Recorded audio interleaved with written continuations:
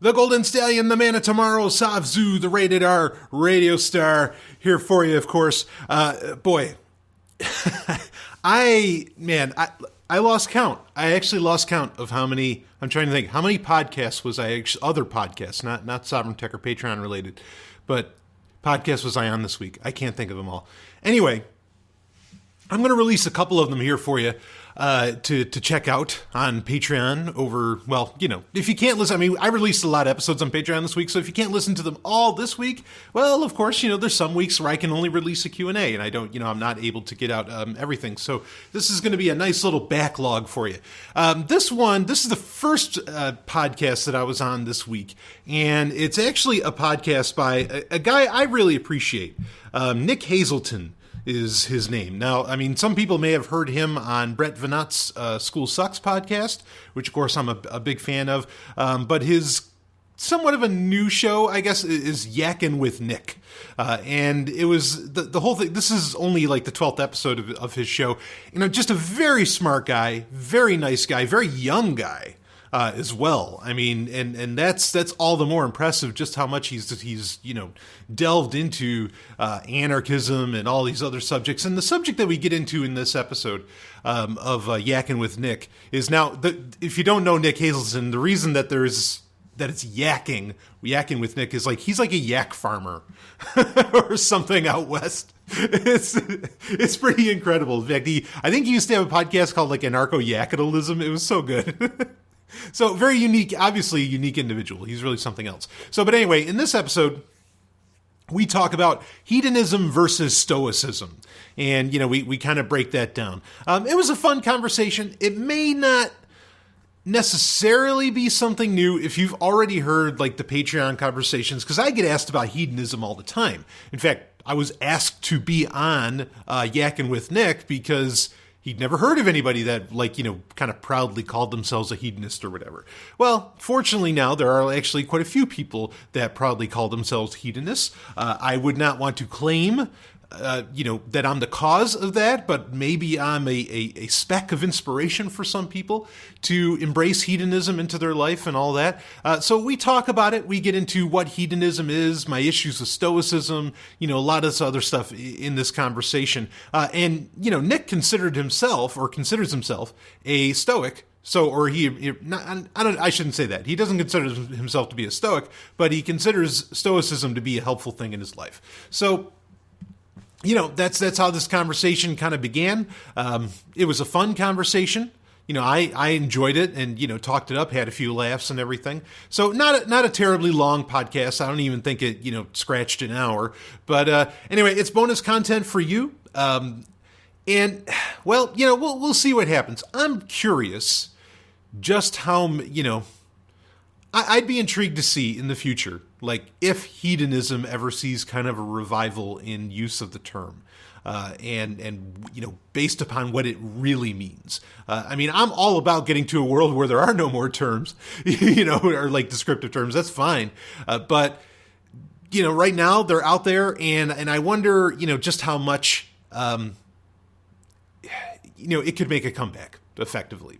So anyway, this is a, you know, just a fun podcast. I hope you enjoy it. Just a, you know, fun conversation with the honestly a very bright guy, and I'm not talking about me. You know, I think Nick is fantastic. So little bonus episode here for you, and got some more episodes coming out this week for you as well. But here you go, me, the Golden Stallion, on Yakkin' with Nick, just having a good time. So all right, let's cut to it.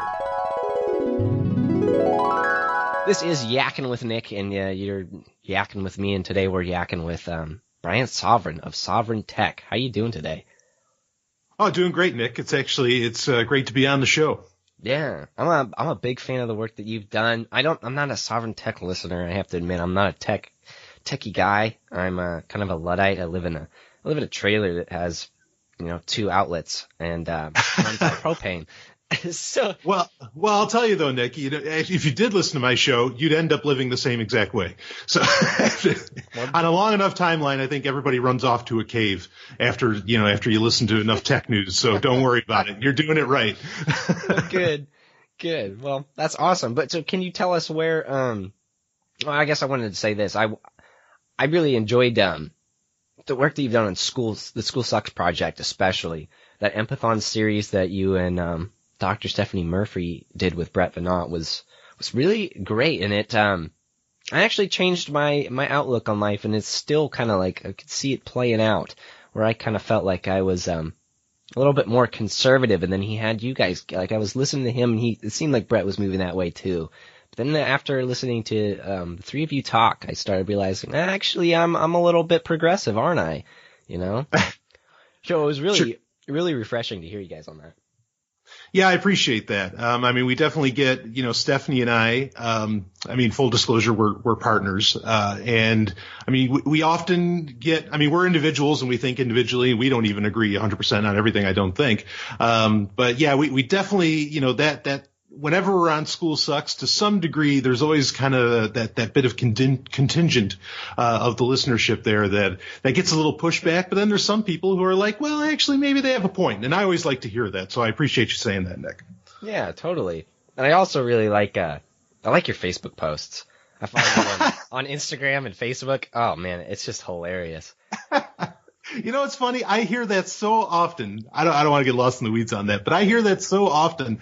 But I get, in comparison, I guess maybe to some other Facebooktarians or, the people that have a really big online presence. Like I don't get anywhere near, I guess you could say the social metrics that they do. But every time somebody says something, it's like, oh my God, I love your Facebook post. Just a funny thing. So anyway, yeah, thank you for that as well. I enjoy entertaining people and hopefully people don't take me too seriously on what I say, online. But, either way, people enjoy it. So it's good. Yeah, totally. And while, people are listening to this, where could they, look you up?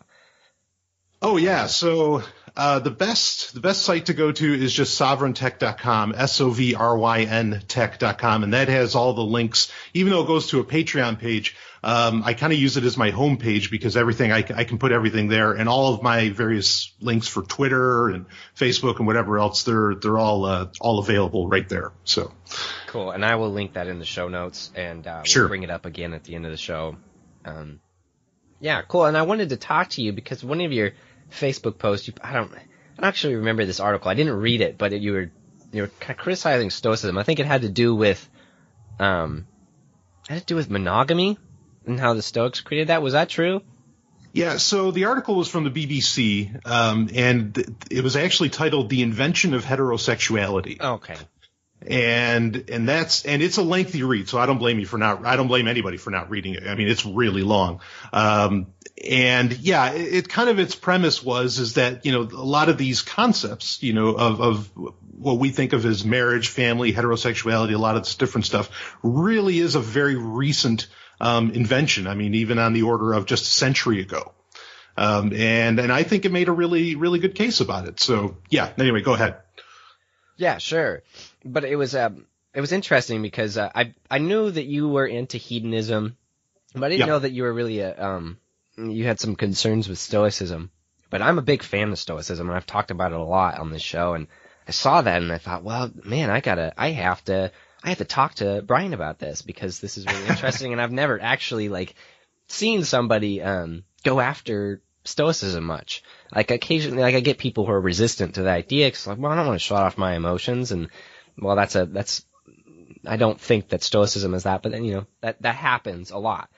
Sure. But this was your criticism was more interesting, I thought. And just bringing up that article and saying, yeah, see, I told you that Stoics were a problem or something. I don't remember what you said, but I thought it was really interesting. So I decided, well, I got to talk to him about this, and I want to flesh out the differences and kind of our outlooks on that, because I think that, at least what I've found in my limited experience, is that most people really agree on fundamentals, and then usually it's semantics or just minor differences.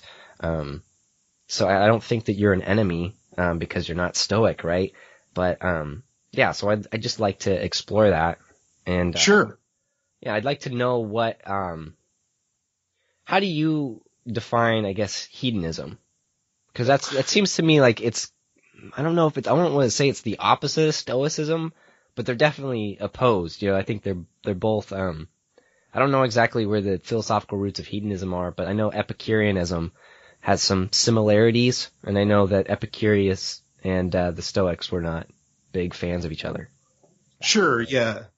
Yeah, well, I think you're right in that there's actually a lot of ideas that Stoics and hedonists share. Like if you read, so kind of the two main, and I'll define hedonism for myself in a second. But like when you read sort of, I guess, I mean, it's debatable what are the major works. Some people, as far as Stoicism goes, I mean, and I like to think I'm fairly fluent in Stoicism, at least the historical Stoicism. I know there's some people that kind of have a more modern thought on it.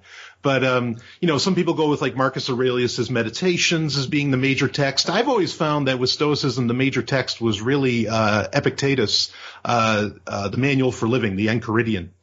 And then for the hedonists, I think a lot of people, or at least the Epicureans, which not every hedonist is an Epicurean, would probably go with like The Art of Happiness by Epicurus. In those two books, you have a lot of very similar solutions, shall we say, for how to live a good life. I mean, Enchiridian's a very short book. It's only it has 30 little maxims or 30 some odd maxims in it, of what to do and everything. And so there's a lot of things in that I actually really like, and that again would also agree with hedonism in a lot of ways. So I think you're accurate in saying that, and that's why I don't necessarily see them as, see hedonists and Stoics as enemies, as an us versus them. It's two different, well, we can get into where I think the differences lie, but for me, hedonism is just very simply that happiness is that is the purpose of life, or of the human condition of human life, is to achieve happiness. I mean, and it's really, quite simply that basic, and just, how that gets applied, how that ends up taking shape in one's life is usually in making the choices that allow for the maximum amount of choice, because I think that's the only way you can actually achieve happiness is through having the maximum amount of choice. Some people call it ethical hedonism. That's a phrase that gets tossed around because there's lots of there's lots of different types of hedonism. There's like medical definitions for hedonism or transhumanist definitions of hedonism, where literally you are trying to create chemicals and drugs and all these other things that are designed to completely 100% eliminate pain. Now, your run-of-the-mill hedonist wouldn't agree with that at all. That's a very specific type of hedonism. So sometimes you need to put a word in front of it, kind of like when people talk about anarchism, they like to put, something after the hyphen or whatever. But yeah, I mean, so if I needed to get pared down, I would definitely fall under, I guess, more of an ethical hedonist, maybe not even so much an Epicurean, an Epicurist or whatever. But yeah, so does that definition sit well? Yeah, that makes sense to me, and I have to say that I don't think I have any issue with that. For my exploration of philosophy, when I come into ethics, the idea I think behind ethics is how do you live the best life you can live, and the conclusion that I have found is that that I'm trying to find happiness, right? I'm trying to and I don't know how exactly we can define happiness. I think it's I don't really know what the definition is, but I'm trying to find fulfillment and enjoyment, right? At the end of my life, I want to be able to look back and say, hey, that was fun, Yeah, absolutely. And I think there's a misconception, right? Like you said, that it's, that it can be kind of shallow, like, hey, we just want happiness, so let's take this pill that just makes us happy forever. That's a very shallow look at pleasure, I think, and happiness. And I think that there's more. And so that's I would say that in that sense that maybe I'm an ethical hedonist. But that's why I study, Stoicism and try to practice Stoicism. That's kind of my thought. And I'll give my kind of definition of Stoicism. Sure. So we can kind of balance it off. Because my idea is that basically I think that Stoicism is trying to live, in accordance with nature or fate, right? Try not to control what you can't control. That's what I break it down to. And I've never read, the Enchiridion or Meditations or Seneca, I've never read any of those. So I would say I'm more of a modern Stoic, just kind of going off these basic principles that I've pulled off of what people have talked about. So that's kind of where I come at that from. Yeah, I mean, that concept of not controlling what you can't control, not trying to.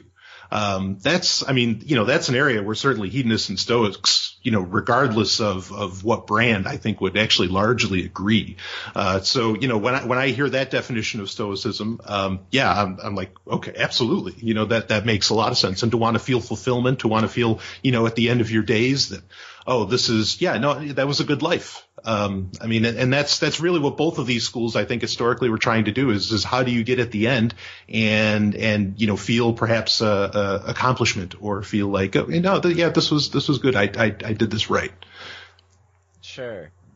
Yeah, I absolutely agree. I think that it's because I actually have a lot of criticisms that I'm sure you might share with Stoicism. Like, I'm not into the idea of duty, right? I don't think that obligations are I don't know. I just don't think that unless you say, hey, I have this obligation and I'm going to make this, I'm not going to, I don't think you should be obliged. I don't know when you say obliged. I think it's obligated. Yeah, obligated would be the word. Okay. I think that, unless you specifically say, I'm going to do this, that you shouldn't really be stuck to this set of ethics that somebody made up, if it was 100 years ago or whatever, just because the culture buys into it. Right. And would you say that that's kind of a large concern that you have with Stoicism? Yeah, so that's really gets at the crux of where I think Stoicism has kind of an issue, because like I said, there's a lot of things that when you read various texts, they pretty much agree with each other, but when Stoicism comes into play, there is this notion of that duty. I mean, like Stoicism. So I was in the U.S. military for a couple of years, and Stoicism is historically very popular, in the military, because it's all about kind of, eschewing the present pain and, getting to the gain later, I guess, things like this. And yeah, there is that sense of duty that it kind of calls it, or not calls it, that it brings up I don't know, not unconsciously, because it's there, it's in the writing, but I don't know. It seems very appealing to people who are in positions where they feel like, that they have a duty for things. And so anyway, bottom line is that, Stoicism seems to have this, or not seems, like it has this notion that there is a tomorrow. You need to be thinking the long term in the future. But the thing is, it's not just your long term future that it's talking about. I mean, like, there's a reason that Stoicism becomes very popular with people who have families, is because like there's this idea that, you got to take care of your kids. You got to leave the world better than when you came into it.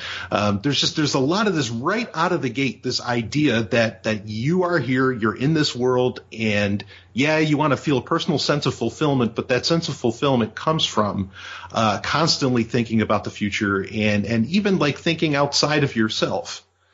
And that's where my main issue, comes in. I don't know if I explained it the best there, but that's where, like, suddenly I'm like, oh, no, and this is where the hedonists would defer is that, no, it's your life. You don't need to be thinking about everybody else. It doesn't mean that you don't.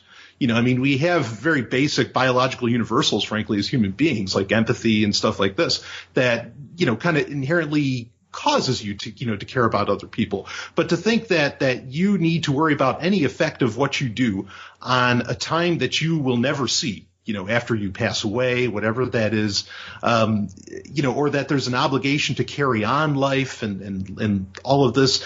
That's where it turns into not a philosophy that, feels freeing, but it turns into a philosophy that feels like, a very controlling one, and saying that, that you have obligations, that there's things you have to do, to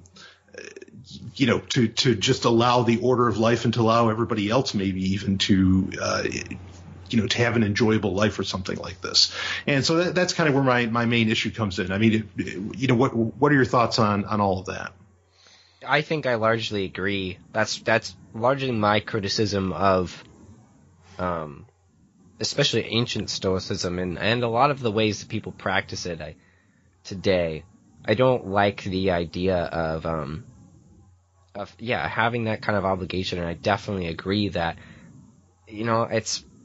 I'm living my life for me, and I hope to someday have a family, but at Sure. that time, maybe I will change my kind of outlook and I'm definitely, I definitely think that I would be more, I don't want to say selfless, but be more, taking that group of people, taking their interests, much larger into my own interests, if that makes sense. I'm looking out for them, because I'm trying to, pass on my genes and pass on these things I know, whatever it is, whatever those motivations are, I don't have them now, so I'm not really concerned with them, but, I don't think that really comes from a sense of obligation necessarily. I kind of think if I'm going to have a kid, I better take care of it because they didn't really ask me to come here, right?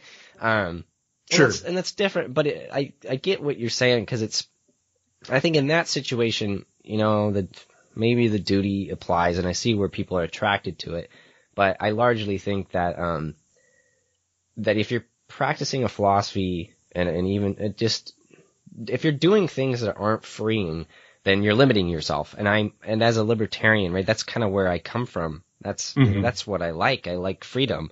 And in a lot of cases, I think that, that sense of duty and the sense of obligation can be harmful. If you're into that thing and if you want to, take the freedom that you have and decide to pursue that path, I think that's great for you. But yeah, I would say that I definitely agree more so with you, that it can be, a large problem. And I think that Stoicism can be used, in a harmful way. And I think it's very important to recognize that, right? That there are, that just because you call yourself a Stoic doesn't mean you're a great person or that you're living the best life or that, and just because you call yourself a hedonist or whatever it is, doesn't mean that you're a good person. Because everybody can take these ideas and interpret them in their own way. It's the same thing with Christianity, same thing with political philosophies. Nobody really, it's hard to say that these things are black and white, right? And usually it comes down to some nuance. Yeah, absolutely. Yeah, well, I think it'd be good to bring up like the points where I've seen, a couple of things. I mean, one would be say maybe just a little bit more touching on the history of like hedonism. Like Epicurus, Epicureanism and all that, in most religions, Christianity, Judaism, a bunch of them, I mean, pretty much in fact, I can particularly say for Judaism, like if you consider, like say you were a Jew, you were a practicing Jew, right, in a religion, and this could be, 1,000 years ago, however long ago.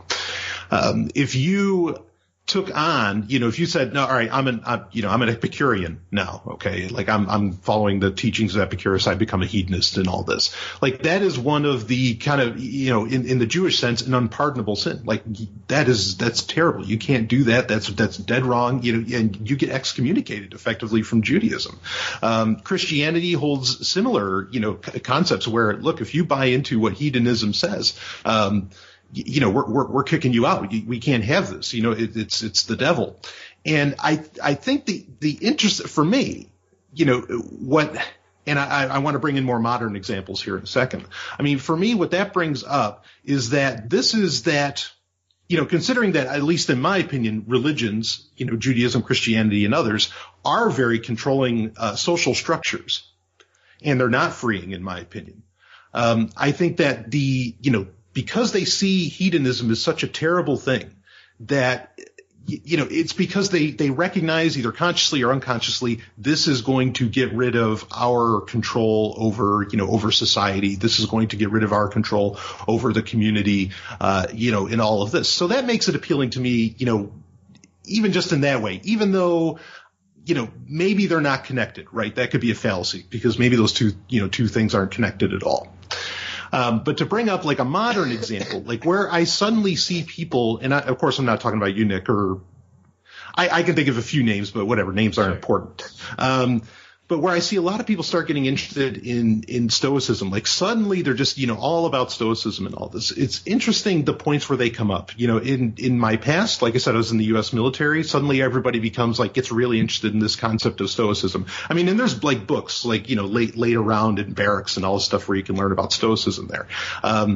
And certainly I see Stoicism in those, in the military, it's a coping strategy for trying to make sense of, just like religion, where it's trying to make sense of really, in my opinion, the horrendous things you're doing when you're in the military. And just trying to make sense of this whole life. The other places that I see it, and this has been even very recently, is with new families where, say the mother or whoever, suddenly, they have this kid and suddenly they're very, very interested in Stoicism. And I think the reason that is because they are losing, they're trying to find that coping mechanism for the fact that maybe they feel like they got a raw deal. Now, I'm not saying having a family is a bad thing. I'm not saying having kids is some kind of torture or something like that. I mean, it can be a very beautiful thing. But it's interesting that suddenly a lot of people that get very interested in this stuff are often people that are going through something very trying in their life, or, something very, something drastic, dramatic, where maybe they're feeling social pressures that they can't just walk away and leave from it. And so they take on Stoicism, it seems, as a coping mechanism. Maybe it's not correlative, but I just find it interesting that most of the time when I see people start saying that suddenly they're into Stoicism, they start reading books about it and everything, it's often, somebody that just went through a huge life change for whatever reason, be it having a kid or something like that. And I get it. Stoicism does allow for, it is a good coping, or not good, but it is an effective coping mechanism for saying, okay, yeah, just think about the future. You'll get through this. It's going to be okay. You don't have to, go for the delayed gratification or whatever, and then you can move on. So I find it fascinating where hedonism gets, or should I say Stoicism gets applied, or hedonism gets pushed away, either in ancient life and in modern life, and when it seems to crop up, and especially how Stoicism will crop up, in a lot of these situations. I just feel like it's yeah, but you see, you're proving why Stoicism is a problem, because really the issue isn't that you don't have Stoicism in your life. The issue is that you made a choice that you might be second guessing right now. That might be a real, a real issue. And you're trying to maybe ex post facto justify, why you're going to, deal with the pain of going through whatever it happens to be it, raising a child or stewarding a child, I should say, or something like this. So, I mean, that's just a perspective of mine. It's perhaps anecdotal, so take it for what you will. But, that's another little thing that I see, that this is where Stoicism seems to crop up, in modern life. Now, it's not true for everybody. I don't think it's true for you, Nick. I can think of a lot of people that I don't think it's true for. But it does seem to happen often enough. Anyway, do you have any thoughts on that? Yeah, absolutely. I guess from my anecdotal evidence, I guess I don't see. I don't know that many Stoics, honestly. Sure. But I guess I can find both examples that you're talking about, and it's interesting because I got interested in Stoicism because of struggles that I was having, and that's typically where those practices come out when I'm about to do something that I don't want to do. Right. I look at it. Well, obstacle is the way, Nick. Yeah. Right. Yeah. And I like that. That's something that it works for me. And yeah, I came from my life struggles. That's when it really started is, I was just not feeling very happy, and some things happened in my life that I was not dealing with well. And I heard about Stoicism from Bill Buford and Brett Veinotte or something. And then I started working that in. It seemed to help me. So that's where I definitely got it from, struggle. And I think that was, it was a useful, it was effective, in solving a lot of those issues, but I did find, fairly quickly that there were other issues that Stoicism did not, solve. And there were some issues that Stoicism, or at least my practice of it, created, right? So I found that, shoving down emotions and kind of bottling emotions, that's something that Stoics can do pretty easily. It's somewhat natural, at least for me. It was very natural. It's a coping strategy that I've used, sure, quite a bit, and so it was natural for me to do that. And most Stoics are not very aware of that, so you don't really get that warning, that says, "Hey, wait, you got to consider emotions. Don't throw them out the window, dude, because you can't. They're still going to be there." So I was lucky to have other influences pushing me towards like nonviolent communication and things like that. So I think that if you're going to be a practicing Stoic, that you should be also practicing practices of other more empathetic kind of, I guess, ideas, philosophies, whether it be NVC or something similar, right? Because I think that's very important to recognize too. Yeah, and I'm glad you brought up NVC because, like NVC, one of the things that appealed to me about that, even though I pretty much, if anyone ever listens to my shows or anything or my posts online, I never use it. I'm a big supporter of it. And like my favorite book from NVC was The Surprising Purpose of Anger by Marshall Rosenberg. Most NVC books are by him. And in that, that was the thing that shocked me about NVC was that, most of these kind of self-help and, all these different, programs, or not that NVC is a program, but, a lot of these different styles that you can attribute or take on, a lot of these different, maybe, I don't want to call it an ideology, but practices, whatever. Usually they're like, oh yeah, think positive thoughts, right? I mean, even Stoicism can kind of fall into this. Not that it's think positive thoughts, but like you said, kind of bury this away, go full Mr. Spock and, go forward. Like I know I heard Bill Buford talking about Stoicism, and he even said, he's like, yeah, that his family often calls him a Vulcan or something like that, right? But with that book, The Surprising Purpose of Anger, he talks about how, no, anger is just it's just a warning bell. It's a klaxon going off. And you want to stop and assess and figure out what's going on, but it's just a sign that needs aren't getting met. And he wasn't saying don't feel it. And that's what was so amazing with NVC, with nonviolent communication to me, was that it wasn't saying don't feel the anger, just recognize it for what it is and what's actually going on, and that it needs to be addressed. I mean, if you got to step away for 15 minutes, and then come back to be able to, more calmly address the situation, fine. But, that these, that emotions are something to integrate. They are, they are telling you something. And that you don't want to stuff them away, and that was a very interesting thing for me with NVC, and it was one of the original appeals was because it was one of the rare instances, one of the rare cases like things like NVCR where it actually said that, no, anger's okay, so. Yeah, I like your approach that's saying, I mean, it sounds like what I'm hearing anyway, and you can correct me if I'm wrong, but what I'm hearing is that Stoicism is one tool, one method, but there's others that you should have in your toolkit. Am I right in that? Yes, that is exactly how I would explain it. That's exactly how I have, yeah. Okay, yeah, well, I mean, and I can really get that.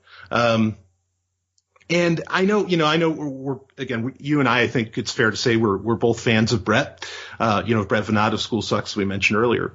And he constantly says on his show, that, well, take what's useful from something and leave the rest behind. And, and I can agree with that.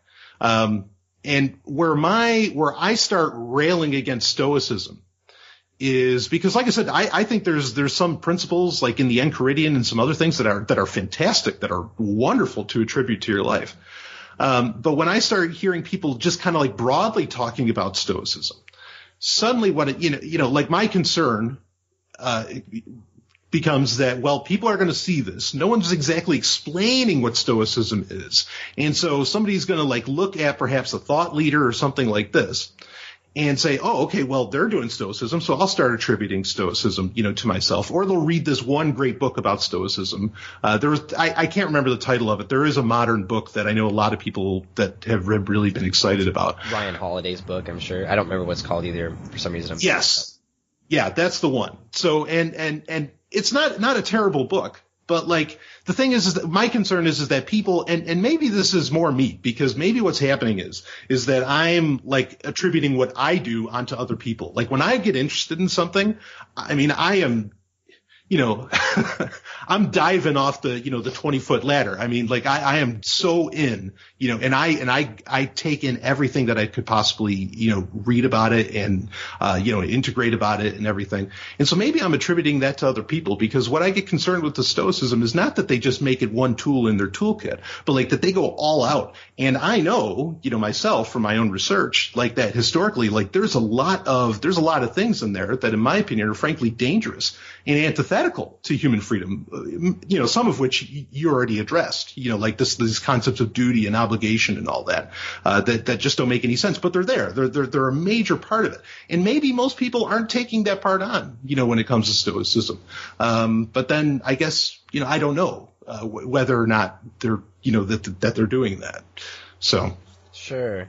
Yeah, I think a lot of people can be that way, where we jump head in and become so involved. And I don't know, honestly, how often that happens. I know it just didn't happen with me. I'm not somebody who likes to read books, and Stoicism, the only way you can really learn about the whole philosophy is reading books, because there's very few, I guess, podcasts. That's usually how I get my information. So I just got lucky, There's very few people talking about it. So I only kind of got to pick out, well, I liked what that guy said, and, they say all these nice things about it, and I don't really read much.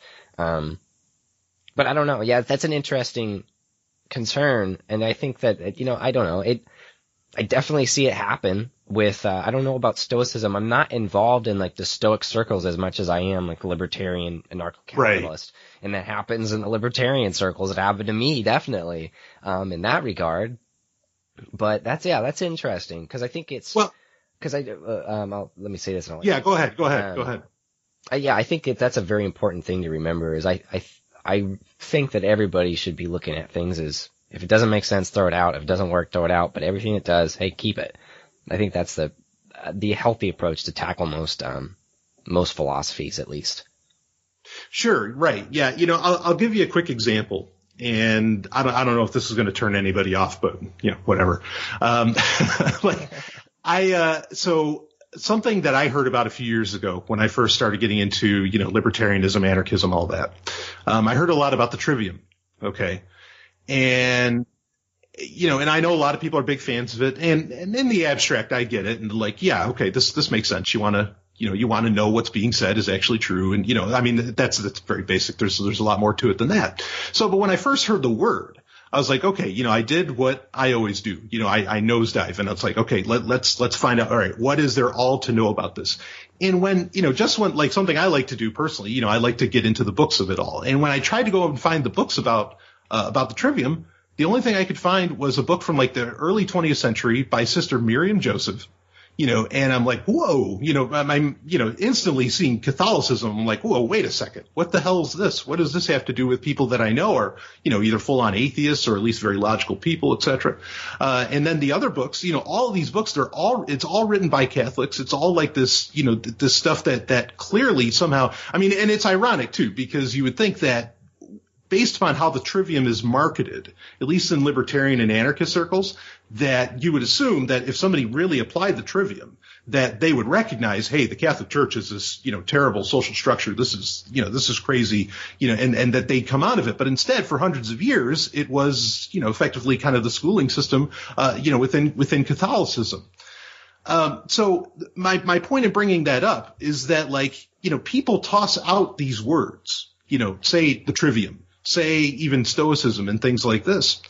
And, what one person defines these things as, like, say the trivium, would not, like the trivium as defined by some people in libertarianism would have nothing to do with Catholicism, really. But you're not going to find that content. You're not when you go to Google, you're not going to find, or at least a few years ago, this was true. Maybe now it's changed. But, at the time, the only thing you're going to find is a bunch of stuff from, Sister Miriam Joseph, and you're going to find a bunch of Catholic stuff. And it's like, but you're promoting this like term. And so that's kind of the danger, is that when there's not enough explanation and there's not enough or even just admission that, well, this is what it means to me, and, this is how I'm applying it in my life or something like this, people are going to, they're going to look around and they're going to find all this, crazy stuff. And I worry, you're going to turn people off. And I mean, not you about Stoicism, but I'm just speaking in general in the abstract.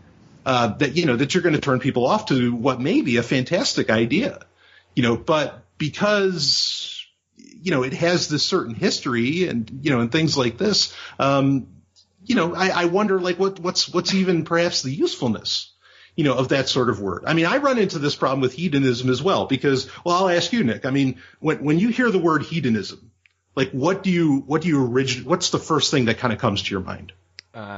Giant orgies. Yeah, right. Sure. So drinking, drugs, all that stuff, right? Absolutely. Yeah, that's immediately what comes to mind. Yeah. So now I'm not going to speak about the orgies, but the drinking and drugs, like I don't do any of that. I'm a total teetotaler.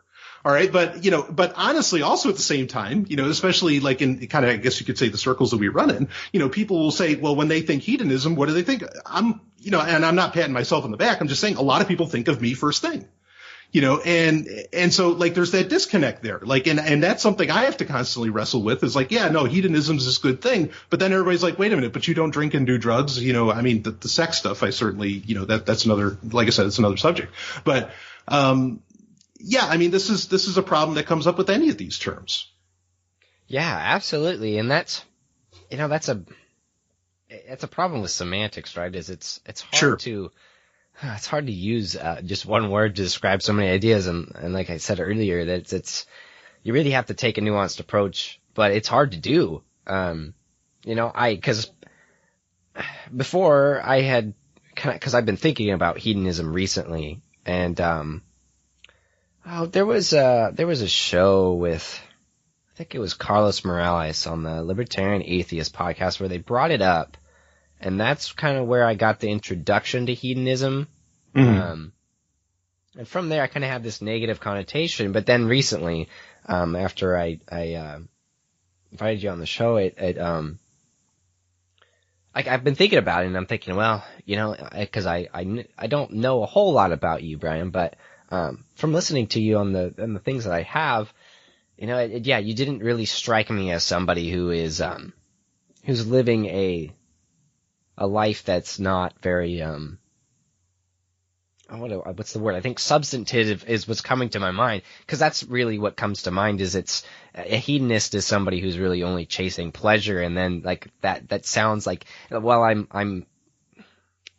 I think that if we, depending on how we define pleasure and what kind of pleasure we're talking about, hey, I'm doing the same thing, but it appears to me that what comes to mind with hedonism is it's very shallow, right? Yeah. I don't know, as soon as I was like, wow, Brian, I just kind of realized, well, Brian's a hedonist, and I know the way he talks and what he does, he's not somebody who's, wasting his life as what, that's something that would come to mind with hedonism too. So I was like, well, okay, it's got to be different. There's got to be something there that I'm missing. So that's interesting because it absolutely happens with those words. You have these negative connotations, and just because of what you hear, right? So that's interesting. I guess I want to ask is, how have you used hedonism or these practices that you've grabbed from it to better your life?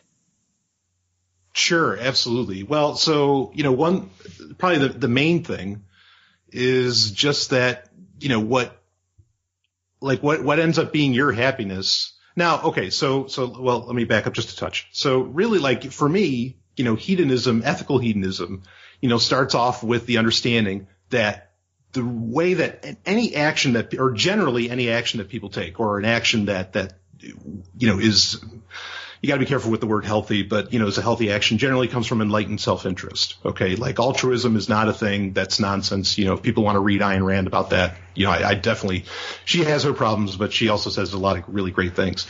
So, all of these actions come from enlightened self-interest. And I think when you recognize the core of what you're doing, that even when you're doing something that, to the average person seems like, oh, it's so nice you did that for that person, all that stuff. Yeah, you did do that for that person. But, it came out of, you looking for your own joy in doing something for somebody else. My favorite definition of love is from Robert Heinlein, which is, love is when your happiness is intertwined with someone else's.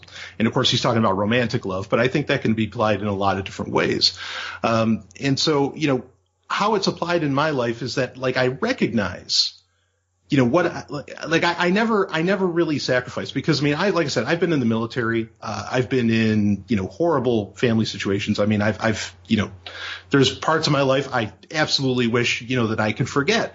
But the only thing that really gave me in many ways, the strength, to get out of those horrendous situations was not looking off to the future, like saying it'll be better then. I just got to get through this now or something like that. It was in saying to myself, no, your goal in life is to be happy. And if this is not making you happy, you need to stop right now. Just full stop, and you need to get away from it and go.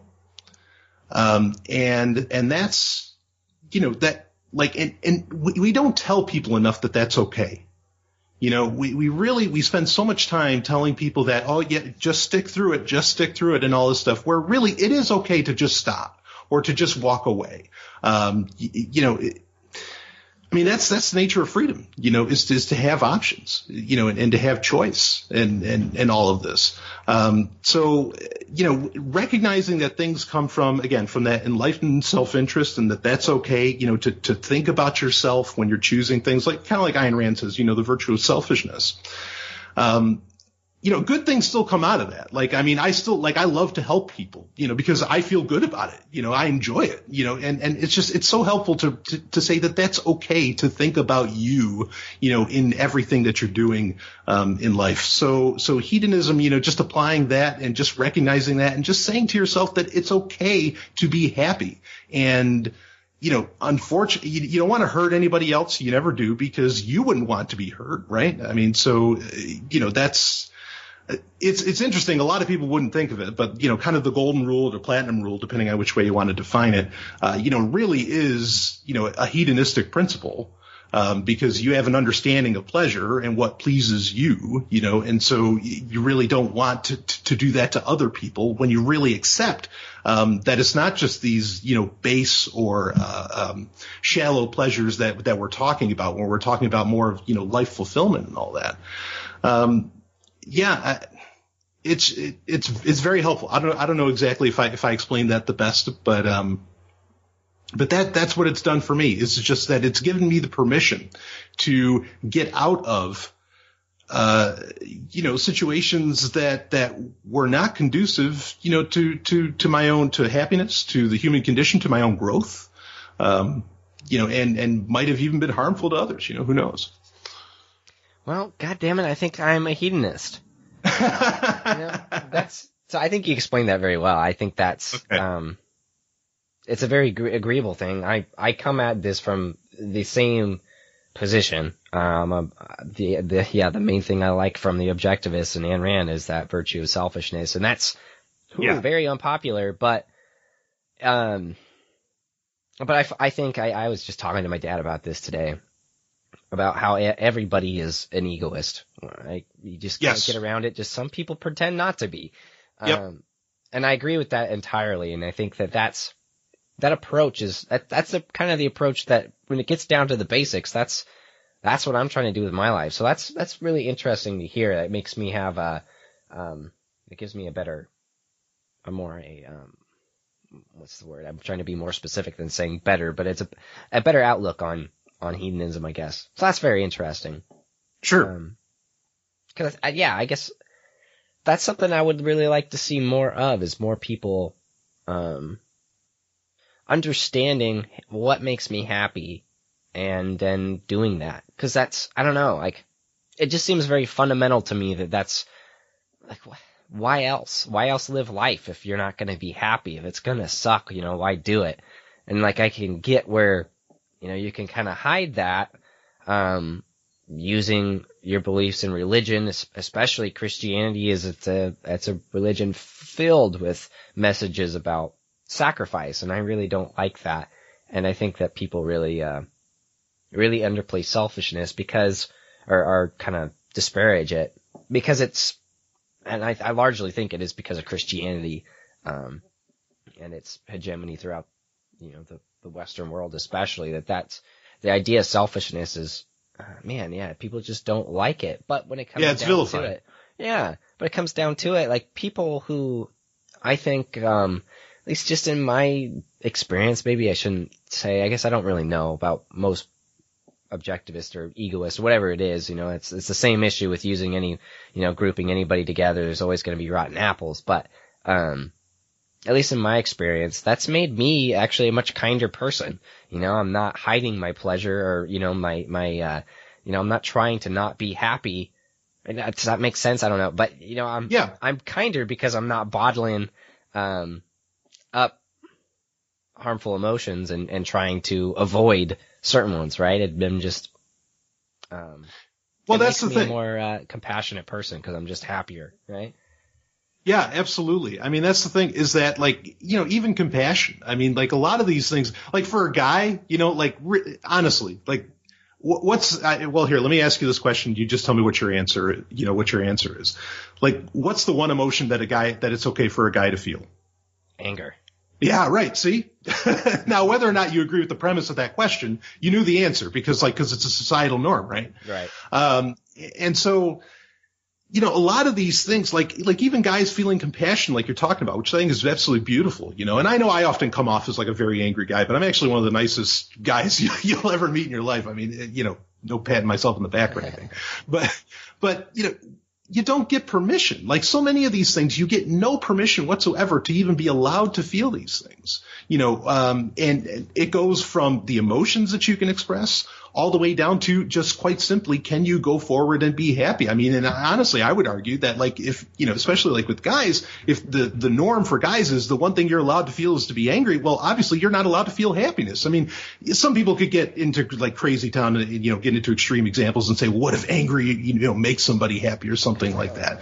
Well, I mean, that's a whole other conversation because that's getting into a lot of other psychological issues, I think. But, yeah, I mean that it's a real problem that there's so much repression. It's nobody is told, look, it's okay, to feel that sort of thing. It's okay to do that. It's okay to think about yourself and all this. And so that that's for me again why I like to toss out the word hedonism often. I mean, and to some degree too, the fact that people when they say see me talking about hedonism or something like that, and they're going, wait a second, that word doesn't seem to fit or something like that. That's also a conversation starter, and that could be nice too. I mean, look at this. I ended up on a podcast here. Yeah. So that's all right. Sometimes using, a charged word or a word with a lot of baggage can actually be, advantageous, certainly. But yeah, you sound like a hedonist to me, Nick. So, welcome to the dark side. And, we'll go have some Johnny Walker Black or something. And I don't know. Yeah. So, man, I agree with what you just said there a lot. And it makes a lot of sense to me. And then I want to share this, unless you have anything else you want to add to that. No, please. Topic. Cause I've been studying philosophy for a while and I'm trying to piece it all together. It's very hard and I've relaxed on it. But, yeah, I came out when I was trying to build my little philosophy and, make it all consistent. I'm like, well, how does Stoicism fit in here? Cause I still really like it. When I was looking at it and I just decided, I don't know how I came up with this exactly, but I still use it and I still find pleasure in it because I think that I'm like we brought up earlier, taking the tools out of it. Some parts, just leave it. Don't even touch that because I don't need that in my life. But right. Yeah, some of it's very helpful. So that's where I kind of come at Stoicism this is a way that helps me. At least these tools that I've gained from it have helped me live a more happy and joy-filled life. But, and I think that it's going to be different for everybody. Some things are just not going to work for you. But I think that, as a very basic, I guess, strategy, I think that pursuing happiness is you're gonna be happy, right? That's the thing. That just seems kind of like that's just true in and of itself, right? That's by definition, right? If you're bad at going after happiness, you're not going to be happy. But right.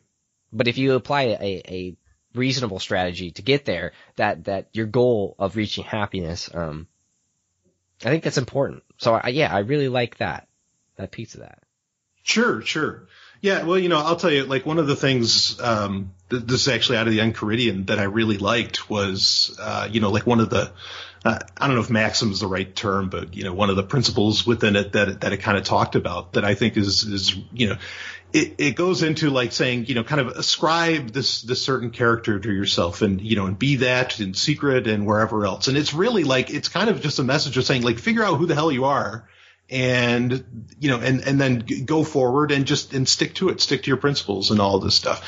And, when you read something like that, like that's great. That's fantastic. It's like, oh, of course I want to internalize this sort of thing, and that character that you've ascribed to yourself is something that is ready, whatever life throws at you. Like, ideas like that, I think are absolutely wonderful. So there, there's things to take away from it, that I think are great.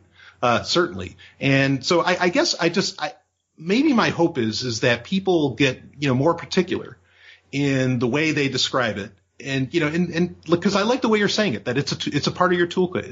It's a tool, it's not everything. As to where kind of historically it is meant to be everything, like it is your total outlook on life and all of this. And yeah, I think if people said, this is one of my tools, like I'd be like, yeah, okay, I got you. Like I get it, it's just, it's an aspect. So. Sure. Cool. Well, I'm trying to think of other questions to ask, but I think we covered that pretty well. I'm quite happy with how it went. I was hoping there'd be a little bit more disagreement, but yeah, I just kind of thought like, nah, we're going to agree pretty much on this. So that's really cool. Yeah, I mean, it doesn't help that we're both really nice guys. So, yeah. Yeah. We should have been calling each other names like in the first 5 minutes. Then it would have been. Exactly. You damn hedonist. Yeah, no. I don't know. That makes it interesting because I challenged you just to a debate on Facebook, but yeah, I don't like to debate people. It doesn't. Sure. It's just not my style. So, yeah. Unless you have any other thoughts.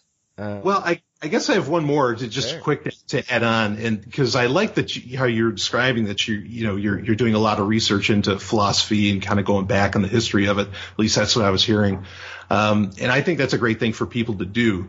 I think it should be pointed out that hedonism and the hedonists that have existed for thousands of years. I mean, and really hedonism is honestly, it's the first philosophy you can ever read about, like out of Sumerian texts and Egyptian texts and all that. Like you don't read about Stoicism, you read about hedonism. So, I mean, I could go so far as to say it's the first philosophy or something like that, though I'm sure people would want to argue with me about that one. But it's tough to find like a cohesive whole about hedonism, which is maybe why more people don't take it on as an aspect of themselves or as the core of their being or something, outside of kind of the colloquialism way that it gets used where it's, a bunch of drunkards and all that stuff, which really has nothing to do with hedonism, at the end of the day. I mean, it's important to understand, and this is kind of an attractive thing for me about hedonism is that, most of the works about hedonism, the very, academic philosophical texts about hedonism for thousands of years. I mean, most of them have been burned. Like they don't exist anymore because like I was saying earlier in the show, like every major religion said, no, don't, this is bad. And so, they were in control of the transmission of information at various points in time. And so they made sure that nobody could get their hands on it. So it's kind of sad that I think there's a lot to explore within hedonism. I mean, there's the basic stuff that we covered here. But there's a lot more to it. And unfortunately, you can't find it because you knew it was there. Like there's scraps of things, from hedonists. One of my favorite, hedonist, sayings from, a few thousand years ago now, was that, whether laws existed or not, a wise man would live the same life. It's like, yeah, okay. So there you go. You figured out anarchism. I can see why that would be dangerous. Mm-hmm. And, and a lot of these, a lot of the texts that you want to find about it, I mean, just sadly, they're just gone. And it's such a pity. So it's even tough to debate hedonism at times, because like when you want to like look at finer points, like, we could go over, Marcus Aurelius's, Meditations or something and go line by line and cover a lot of the stuff. And other than maybe a couple works by Epicurus or something, you couldn't do that with hedonism. So it's even a tough thing to debate. but fortunately, I think when people really hear about it, they kind of, I think it has a natural appeal, because I would argue that just like anarchism, it's kind of the natural state, of humans, is to want to be happy, and to pursue, that happiness. Anyway, I could go on and on about a lot of that stuff, but that's just a point I wanted to bring up, that if people do want to look more into hedonism, after listening to this, I hate to say it, it's tough to find information because it's all been burned. But at the same time, I think that says a lot about hedonism. And I don't think it's a negative thing either. I think it says a lot of positive things, that that these texts that we knew existed are just gone. So anyway, that's the last I have to say on it. Sure. Yeah, that's very interesting. And it's too bad that there's not any works, but I think that it's somewhat easy to grok. At least my understanding of it makes sense. It is. So. Yeah, it is. It is.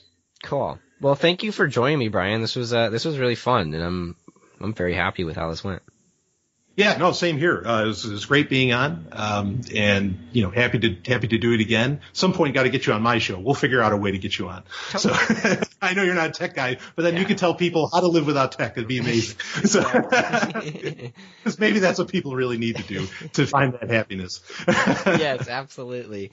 Well, tell us where we can find your work again, and of course it'll be linked in the show notes. But people, check that out, and I'm gonna have to listen to a couple episodes.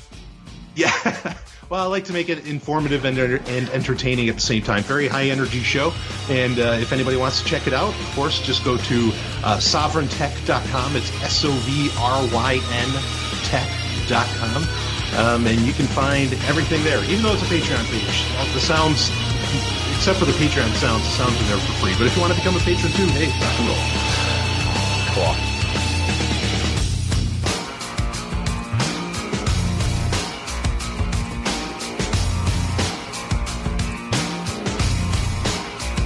You just experienced Sovereign Tech. Go to sovereigntech.com, that's SOVRYN tech.com, and connect with us there. Find links from today's show and catch our podcast feed. Sovereign Tech is copy heart. Copying art is an act of love, and love is not subject to law. So please share the show however you like. Welcome to the evolution.